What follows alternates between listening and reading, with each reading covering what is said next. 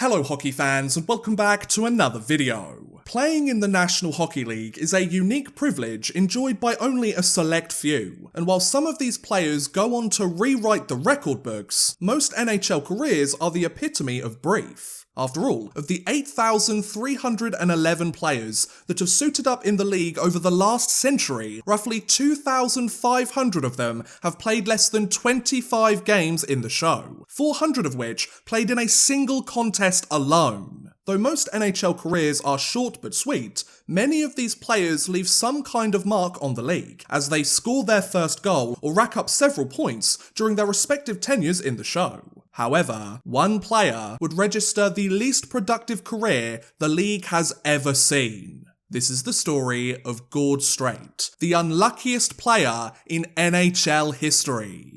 Born in Edmonton, Alberta on May 28, 1935, Gord Strate would join the WJHL's Edmonton Oil Kings for the 1952-53 season and begin his journey to the pros as a 17-year-old. During his 3 seasons with the organisation, Strate would make a name for himself as a stay-at-home defenseman who played his position the old-school way, as he potted 32 points and racked up 128 penalty minutes in just 104 regular season games with the team. After graduating from juniors, Strate would spend the 55-56 season with the Regina Brandon Regals of the WHL Senior League, where the 20-year-old picked up right where he left off in Edmonton by scoring 6 assists and 64 penalty minutes in 60 games that year. Despite his minimal scoring numbers and his regular trips to the sin bin, Strate's no-nonsense playing style had caught the attention of the major leagues, as he would secure a contract with the Detroit Red Wings in the summer of 1956. Though he had just signed with an NHL team and he would suit up in the league for the very first time, Strate's opening stint in the show wouldn't last very long, as he played just 5 games with the Red Wings that season, went scoreless during that span and racked up 4 penalty minutes for his efforts, before returning to the WHL Senior League for the rest of the year. From there, the defenseman would score 15 points in 64 games with the Edmonton Flyers, but he would fail to register a single goal for the team, meaning that he didn't put the puck in the back of the net at any point that season. Now, while some players would rebound and get themselves on the scoresheet the following year, this lack of goal scoring would become a pretty regular recurrence for the rest of Strate's career.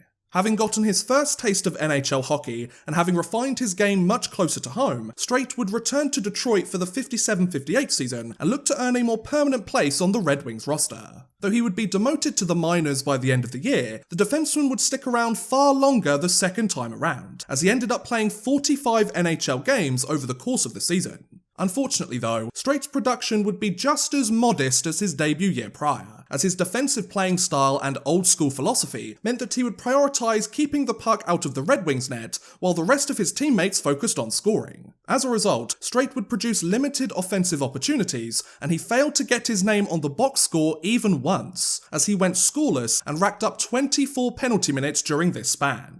So despite suiting up in the show in each of the last 2 seasons, Gord Strate had failed to register a single point in his first 50 NHL games. Well, at least he potted an assist in 15 AHL games that year. That's something, right? Well, when you consider that this assist was the only point he had scored during his first 65 games of professional hockey, and when you realise that Strate hadn't scored a goal since the 54-55 season 3 years prior, the defenseman had taken stay-at-home to an unprecedented level. He may have been a defensively minded player, but even they have to produce some offence, right? But how would the rest of Strate's career play out? Would he finally snap his cold streak, or would he continue to struggle in the years that followed? Well, the 58-59 season saw Strate bounce between the majors and the minors once again, as he split the year between the Red Wings and the AHL's Hershey Bears. Though he would lift the 1959 Calder Cup and be crowned a minor league champion, the defenseman would remain as unproductive as ever, as he went scoreless in 11 NHL games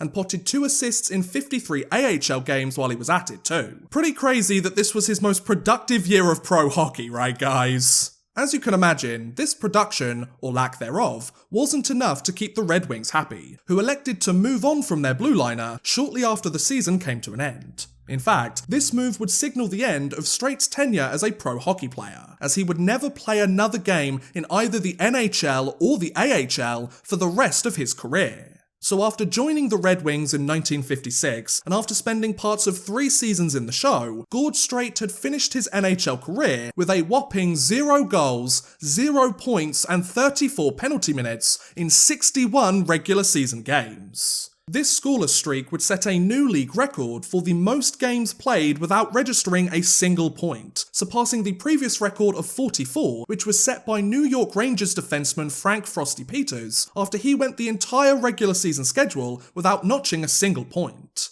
Once his NHL career had concluded, Strate would head back to his hometown and return to a familiar team, as he rejoined the Edmonton Flyers for the 1959-60 season. After finally scoring his first goal in half a decade, and after potting 9 points in 69 games with the team, the Canadian defenseman would split the following 60-61 season between the Flyers and the EPHL Sudbury Wolves, before joining the Wolves full-time for the 61-62 season. From there, Strate would spend a lone year exclusively with Sudbury and register 19 points with 83 penalty minutes in just 70 games, before hanging up his skates and retiring from the sport at the age of 27. Having called it a day on his career, Strate would open a tyre shop in Fort St. John, British Columbia, and spend several years turning the business into somewhat of a local landmark before heading back to Edmonton shortly after. Once he had returned home for good, the retired defenseman would become an active member within the local community, and he would spend the rest of his days with his dear wife Myrna, whom he would spend 56 years of his life with, and whom he would produce 6 children and 33 grandchildren with. God, the holidays must have been one hell of an experience in that household.